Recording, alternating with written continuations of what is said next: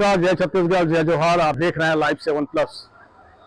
आज लगातार छत्तीसगढ़ राज्य के एक प्रमुख शहर रायपुर, जो स्मार्ट सिटी से बार बार टॉप 10 की लिस्ट से बाहर हो रहा है। रायपुर टॉप 10 की लिस्ट से बाहर क्यों हो रहा है, इसके पीछे का खास और मोटा रीजन क्या है, शायद इसके बारे में भी आप अन्य अखबारों के माध्यम से जान चुके होंगे। और वो रीजन है मात्र पब्लिक का फीडबैक ना आ पाना। सवाल ये उठता है कि आखिर इतनी साक्षर जनता होने के बावजूद रायपुर, जो आज के बिजनेस हब कहा जाता है, एजुकेशन का हब कहा जाता है, और अगर इसे हम हब कहते हैं तो स्वाभाविक सी चीज है कि यहाँ पे साक्षरता का जो ग्राफ होगा वो भी बेहतर होगा। लेकिन उसके बावजूद भी आज नगर पालिका निगम को लोगों का फीडबैक नहीं मिल पा रहा है, और उसी कारण से बार बार रायपुर स्मार्ट सिटी के टॉप 10 लिस्ट से बाहर होता जा रहा है। और ये एक बार नहीं बल्कि 2 या 3 बार हो चुका है। इसके पीछे का रीजन के लिए जब हम जांच करने निकले तो हमें पता चला, हम कई वार्डों में घूमे वहां पे, और कई वार्डों में घूमने के दौरान हमने देखा कि वहां पे रोडों की हालत क्या है, कचरों की हालत क्या है, नालों की हालत क्या है। और अभी उसी तरीके का एक वाकया सामने आया। अभी हम फिलहाल जो खड़े हुए हैं, ये शंकर नगर सेक्टर 2 कहलाता है, और कहने को तो ये शहर की पॉश कॉलोनी में इसका नाम आता है। लेकिन आप देख सकते हैं कि अभी हमने अपने कैमरे के माध्यम से आपको एक नाले का नजारा दिखा रहे हैं, और इस नाले में व्याप्त गंदगी साफ तौर पर बता रही है कि ये नाला कब से साफ नहीं हुआ है। यहाँ पे कई छोटे व्यापारी भी हैं जो व्यापार कर रहे हैं, उन्हें नाना प्रकार की समस्याओं से जूझना पड़ता है। मच्छरों का आलम इतना ज्यादा है कि दिन में भी घर के अंदर रह पाना मुश्किल हो रहा है। इस कंडीशन में क्या लगता है कि नगर पालिका निगम को कोई फीडबैक अगर देगा भी तो क्या वो फीडबैक पॉजिटिव होगा? हो सकता है कि अभी हम जो टॉप 10 लिस्ट के आज इर्द गिर्द घूम रहे हैं, हो सकता है उससे काफी दूर हो जाए। तो प्रशासन और नगर पालिका निगम की क्या यही जिम्मेदारी है? क्या हम इस तरह की सिटी को स्मार्ट सिटी का दर्जा दे सकते हैं, जहां पे हर जगह कचरे का अंबार लगा हो, रोडों में गंदगी व्याप्त हो, नालों में इतनी ज्यादा गंदगी हो और मच्छरों का इतना ज्यादा समावेश हो कि घर पे रह पाना मुश्किल हो जाए?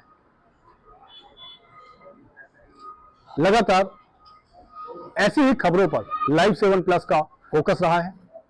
हम आपको अक्सर इस तरह की खबरों से रूबरू कराते रहेंगे, और प्रशासन और नगर पालिका निगम को भी दिखाना चाहेंगे कि वो इस गंदगी को देखें और इस गंदगी के बारे में बताएं कि आखिर ये गंदगी कब साफ होगी। और मजे की बात तो यह है कि जब हम अधिकारियों से इसकी बात की है तो अधिकारियों के द्वारा कहा जा रहा है कि हमें किसी प्रकार की कोई सूचना प्राप्त नहीं हुई, इस कारण से गंदगी साफ नहीं हुई। तो क्या ये कार्य भी अब जनता का ही रह गया है? आइए देखते हैं कि क्या कहा नगर पालिका निगम के अधिकारी।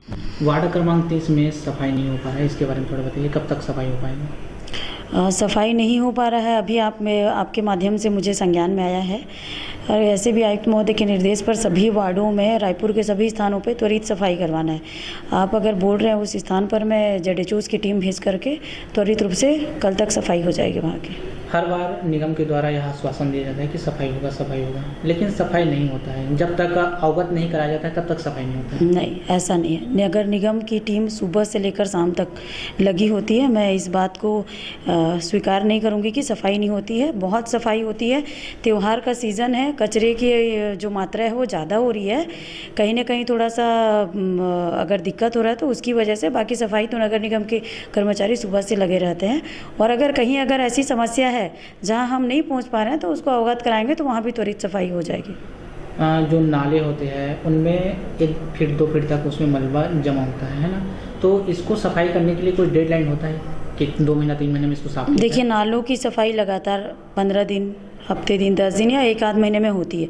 पर लोगों में जागरूकता की कमी है, जो लगभग नाले को अपना डस्टबिन समझ करके सारा चीज़ उस पे डाल देते हैं।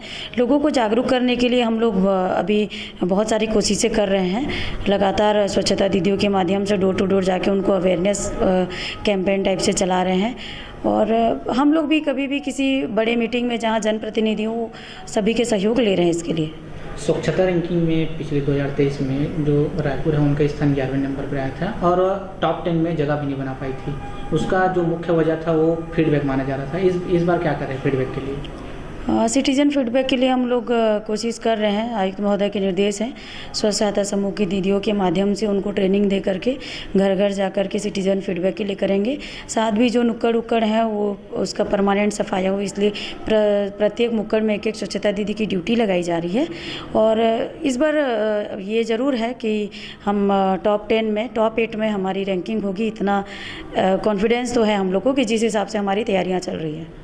क्या लगता है आपको कि लोग फीडबैक नहीं दे रहे, इसके पीछे सफाई कुछ ना कुछ मतलब कहीं ना कहीं कारण है कि नहीं, इससे संतुष्ट नहीं, इसी कारण फीडबैक नहीं दे रहे? संतुष्ट कैसे नहीं रहेंगे जब डोर टू डोर कलेक्शन की गाड़ियां जा रही है। लोगों में बस वही अवेयरनेस की कमी, क्योंकि सेग्रीगेटेड वेस्ट अगर हमारे कुछ जैसे 4-5 वार्डों से सेग्रीगेटेड वेस्ट आ रहे हैं, बाकी जगह से नहीं आ रहा है, तो उन लोग ज़्यादा जागरूक हैं। तो लोगों को जागरूक करने का जो प्रयास है वो लगातार जारी है। आपके माध्यम से भी मैं यही कहना चाहूँगी, हम लोगों से यही अपील रहेगी एज ए हेल्थ ऑफिसर कि डस्टबिन में ही कूड़ा डालें और बाहर ना फेंकें और डोर टू डोर कलेक्शन की गाड़ियों में डालें। और कहीं अगर समाधान नहीं हो रहा तो 1100 में बिल्कुल कंप्लेन करेंगे, 24 घंटे के अंदर निराकरण होगा। ठीक।